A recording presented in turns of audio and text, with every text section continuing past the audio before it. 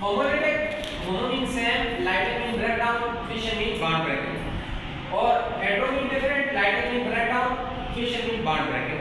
चूंकि ये इसका कंपैरिजन इसलिए लिखवा रहा हूं ताकि आपको क्लियर हो जाए और दोनों के दरमियान डिस्टिंग्विश का पता चल जाए कि ये कैसे होगा। दूसरी बात definition, the process in which bond breaking occur in such a way that each of two bonded electron acquires one of bonded electron.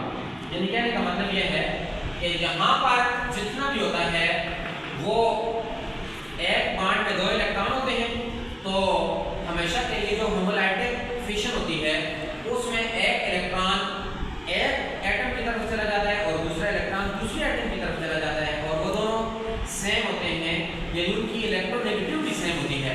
तो इस वजह से वो क्या बना देता है, फ्री रेडिकल। क्या बना देता है, फ्री रेडिकल।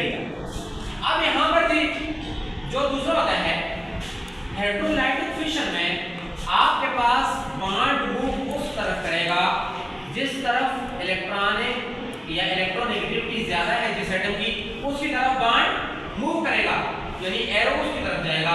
तो इसलिए मैंने कहा कि each of two bonded atom acquires both of bonded electron. यानी ये जो होता है ना बॉन्ड, इसमें दो इलेक्ट्रॉन होते हैं, दो लोन पर आप इलेक्ट्रॉन ये सारे के सारे मूव कर देते हैं उसकी तरफ। फॉर्मेशन कैसे होती है, homolysis formation occur due to free radical. या आप ये भी कह सकते हैं कि in homolysis free radical is form while in heterolytic fission आपके पास जो होता है आयंस बनते हैं, इलेक्ट्रोफाइल और न्यूक्लियोफाइल बनता है। क्या बनते हैं, इलेक्ट्रोफाइल और न्यूक्लियोफाइल। पॉजिटिव और नेगेटिव बनते हैं। इलेक्ट्रॉन मूवमेंट क्या होता है, in this electron move towards each atom. हर एक एटम की तरफ इलेक्ट्रॉन मूव करता है और इसमें इलेक्ट्रॉन जो होता है वो इलेक्ट्रोनेगेटिव की तरफ मूव करेगा। लाइक फॉर एग्जांपल आपके पास HBr है तो Br ज्यादा नेगेटिव है तो ये इस मूव करेगा इसकी तरफ, इस वजह से ये क्या है, इसकी मूवमेंट है। अब हम बात करते हैं रिप्रेजेंटेशन।